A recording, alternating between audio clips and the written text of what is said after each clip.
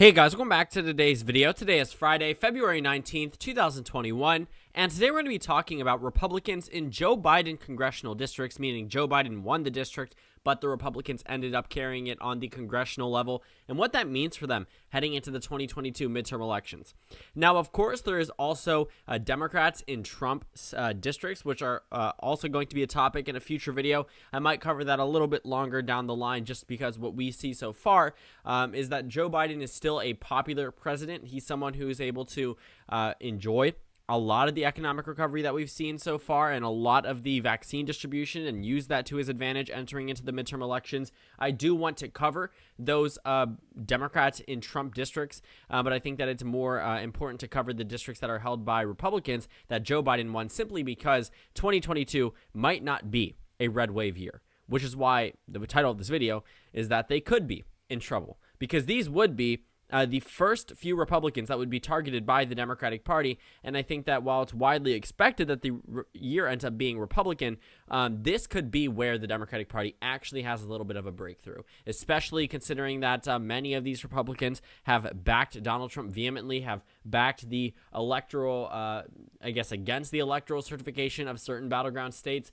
And because we are seeing the Republican Party at such a low point, a split, a divisive party between the Trump wing and the moderate wing, I think it's just fitting to cover this because many of these Biden districts aren't exactly, solid for the Democratic Party, but they are by no means solid for the GOP. So 2022 could be a true test. If it isn't a wave year, these Republicans could be first to go. But if we start to see things evolve into a red wave year, that's when we'll start talking about the Republicans in Biden districts. Democrats in Trump districts. So what is this map showing you? It's the 2020 congressional districts by 2020 presidential election result margin. Joe Biden wins 224 districts. Donald Trump wins 211. You may recognize these numbers because they're very similar to the 2020 House election results. Let's go by winner here. What you see is that the Democrats won 222 seats to the Republicans 213. So this margin, this victory here for Joe Biden is slightly better than the Democrats across, but there are a few districts that have Democrats where Trump won and Republicans where Democrats won, but where Biden won. But looking at this map, a lot of them do actually end up remaining the same.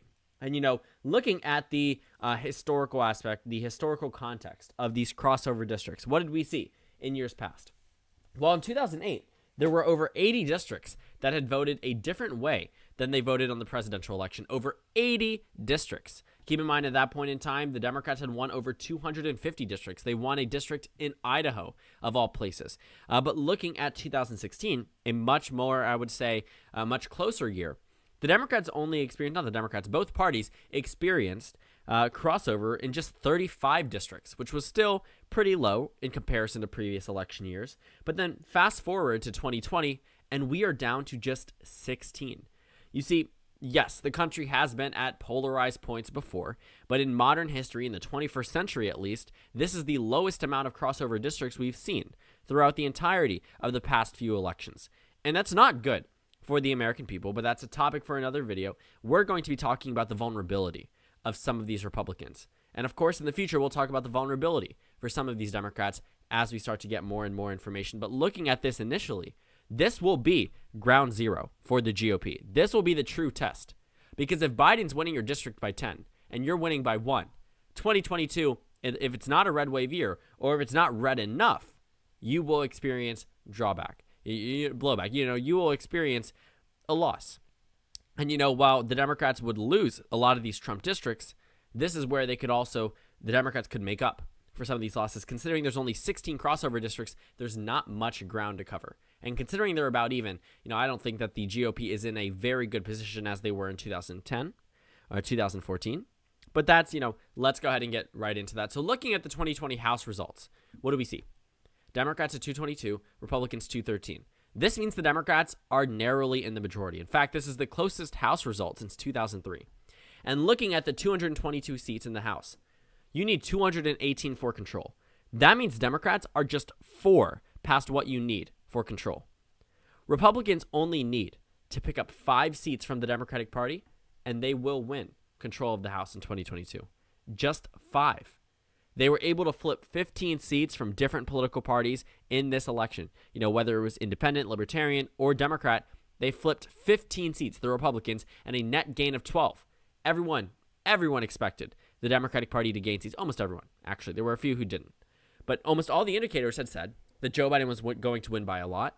The Democrats were undoubtedly going to win the Senate. And they were absolutely going to gain seats in the House.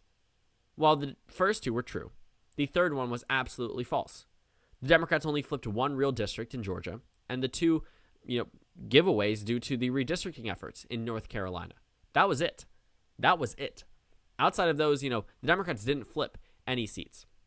And we can take a look at these crossover districts. We can take a look at these races that had gone to the Democratic Party and the Republican Party, but what we're focusing on are those Biden Republicans, because the same way we saw Hillary Republicans that ended up losing in 2018, we can see that happened in 2022 because of these margins. And I want you to take a close look.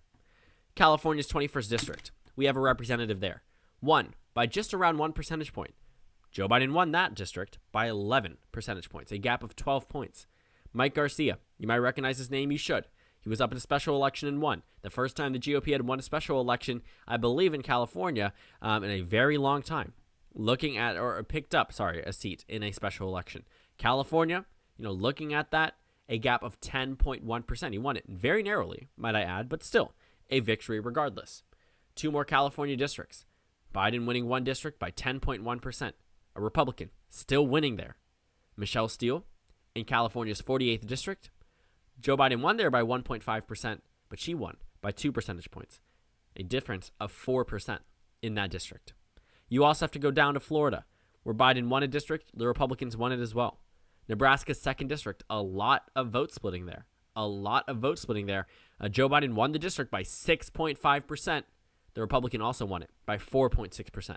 And Don Bacon is someone who was actually elected into office back in 2016. So looking at the results here, what we saw was a Republican Party swing of 11%. A lot of crossover support here. Over in New York, a 9-point victory for Biden, a 10-point victory for the Republican. I think this one could truly be competitive when this Republican retires or is drawn into a more competitive district. But realistically, that's just not how it's going to go for right now.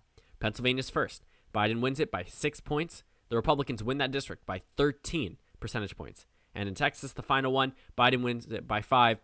She wins it by 1 percentage point. So looking at these districts, some of them are very, very strong victories. If you compare it to where the Democrats are at, some of them are in poor positions. They're down 4 points, down 5 points, down 1 point, down 0.1, down 2 points, down 7. But what you don't see are double-digit victories for Trump. But what you do see are double-digit victories for Biden on this crossover map. And some of these margins are exceptionally close. 0.01%? Yeah, that's got to be tough. 0.9%, unless 2022 is a red wave year. And honestly, 2020 wasn't a red wave year. I don't think so. But in the House, Donald Trump being on the ballot had a tremendous effect for the GOP. More so than what a red wave year might end up giving them to some of these incumbents. These Republicans are going to be the first line of defense. And if they go out, don't expect the GOP to reclaim the majority so easily. They can still do it without, David Valadao, Mike Garcia. I might have botched that name. Please tell me down in the comment section down below if I did.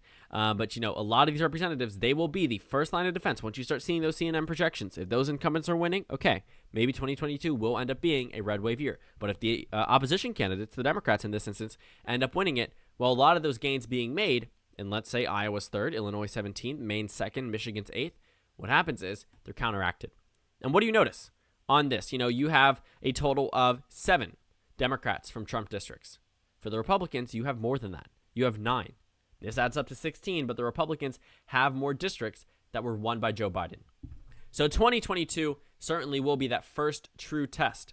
We can actually take a look at some of these districts here, where there are Biden districts won by Republicans. Look at California. Almost every congressional district won by Joe Biden.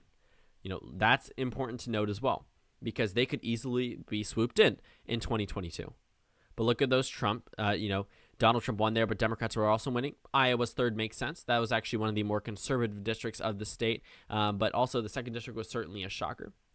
I would say Wisconsin's third district was not needed to be won by Joe Biden to win the state, as we saw, but Democrats have won that congressional district. But that's not the point of this video. What the point is that Joe Biden has these districts that he won by double digits for some of them, for 4 of them, and Republicans were still able to win it, which is why they will be the first line of defense. Once we apply this to our cartogram, we can actually take a look at 2018 and look at 2020. Because what you are going to see is that if 2022 ends up being a blue wave year, and I know that may sound crazy now, but keep in mind, eradication of COVID-19, reopening of the entire country, stay-at-home orders lifted, mask mandates gone, a lot of things are going to start opening up, the economy and recovery, less and less people unemployed. It doesn't matter really who's president, who is ever at the top is going to receive the benefit from it. So looking at what's happening, 2022 might not be that shining, that ruby red year as many Republicans hope it to be, which is why we're comparing it to both 2020 and also 2018, because 2020 was arguably a very, very strong year for the GOP. But let's take a look. Looking at the 21st district and the 25th and the 39th and the 48th, we already saw the margins, but we can actually find them here. Let's see. The 21st district was a flip back. It was one back actually in a rematch. The Republicans were able to win it. But Biden had won the district. Looking down at the 25th district here, Mike Garcia defeated Christy Smith by a very narrow amount at that. A difference of 300 votes out of over 300,000. But looking at the overall possibility in 2022, Christy Smith might not be able to make a comeback, but a Democrat certainly could defeat Mike Garcia, assuming that the district is the same. Looking at the 39th district, this was another rematch election. The Republicans won it. They won it, not by a lot, but they did win it. And then in the 48th district, what we see is that another type of rematch election, the Republicans end up coming back on top. And, these are going to be the prime districts targeted by the Democratic Party. Because if we look at 2018, well, they were won. They were flipped in 2018. Actually, some of these that I said were rematches actually weren't. For example, this 48th district. But they certainly were, swung back and forth between one another. The 48th district flipped in 2018. Some of these other ones that flipped remained the same, okay. But looking at the 48th district, well, it flipped in 2018. You look at the 39th district. It flipped. This one was actually a rematch, but it ended up flipping to the Democrats in 2018 because it was a very good year. Looking at the 21st district, it also flipped. Looking at the 25th district, this one was also flipped by Katie Hill over Steve Knight. And, looking at these districts that have since gone back to the GOP but still voted for Biden means that the Democratic identity hasn't been gone. It's just Donald Trump's effect on down-ballot races and some of these Democrats treating the races as safe. For example, Christy Smith definitely was treating her special election as if she had already won, ended up losing. And while that was a good victory for the Republican Party, it was very much a winnable race by 2020. And though it was narrowly lost, it was still a winnable race. And the fact it wasn't won is something that the Democratic Party could have done but didn't do. So 2022, what we will see is potentially these districts filled back up with that shaded blue, meaning they had flipped back. Or what we'll see is just a hold. What we might see, is just a solid red color for these districts to remain the same. But this crossover support is going to be these crossover states. Districts. I don't know why I keep calling them states. These crossover districts will be the first true test for the Republican Party in 2022. And they could be in for some real trouble. Considering Biden's approval rating is already way higher than Trump's ever was throughout the entirety of his 4 years, the Democratic Party isn't starting off at a bad point. Every single seat matters. This isn't like 2008 when the Democrats had over 250 seats. They had nearly 60 seats in the Senate, 59 on a bad day, 60 on a good one. Looking at what has unfolded for the Democratic Party is 2020 ended up being one of their closest election years. On top of that, the House and Senate races were one of the closest ones as well. And the 50-50 Senate makes every single seat count in the Senate. The 222 to 213 makes every seat count in the House. The Democrats will not just be okay with giving up certain districts, hiding it under the guise, this is going to be a red wave year. Some districts are going to have to go. Let's just do damage control. No, the The Democratic Party is going to go on the offense because they have the means of doing so. And the fact that this country has become much more partisan, at least in down ballot voting and in the way that they have voted in years past, we could see some of these Republicans flipped, which could counteract the Republican Party flipping some of the Democratic seats. We could see an equalized House map, just with the same district that voted for Biden going to the Democrats and vice versa with Trump and the Republican Party. But looking at the list of these representatives, the margin for Biden is higher than Trump's margin in any district held by a Democrat. We have 4 districts here that were won by a Joe Biden, 3 of which that were won by double digits, an additional one that was won by 9 percentage points. I mean, we're talking about resounding margins for Joe Biden in some of these districts, and it's going to be super difficult to see how these Republicans can really overcome that without Donald Trump being on the ballot, without this record-breaking turnout on both sides. But if the Democrats can just get around, a 2-point victory here, it's a significant underperformance from Joe Biden. But because Donald Trump isn't on that ballot, what we end up finding out is that the Democrats will still be able to flip the district, just simply based off partisanship.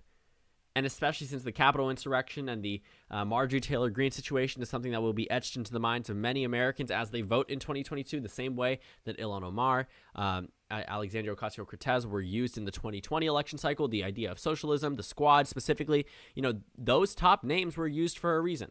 The same way that the Democratic Party is going to try to tie all of these Republicans to Donald Trump. And I think that this will be the first true test, and that many of these Republicans, while they may expect 2022 to be a red wave year, are still going to face trouble, even if it ends up being so. So thank you guys so much for watching this video. Make sure to comment down suggestions below. Subscribe on the left if you haven't already, and check out the Instagram and Twitter. At the bottom left of the screen, there's also a Discord server for you to go ahead and join. On the screen, there's a video you can watch, and then a playlist for my 2022 election videos. Again, thank you guys so much for watching, and I will see you all tomorrow.